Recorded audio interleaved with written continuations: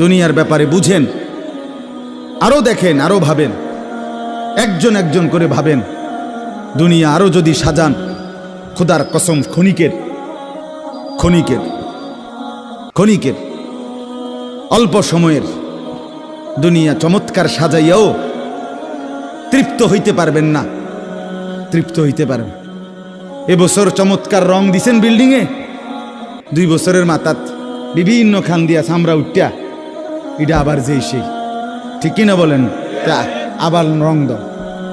এই সোফা চমৎকার বানাইছিল, ওই যে বার্নিশ নাই, দেখেন এই যে সোফা, এটা এই যে দেখেন, কথা বলেন না, এই সোফা এটার মধ্যে আসেনি বার্নিশ, তো এটা আবার কি করতে হইব?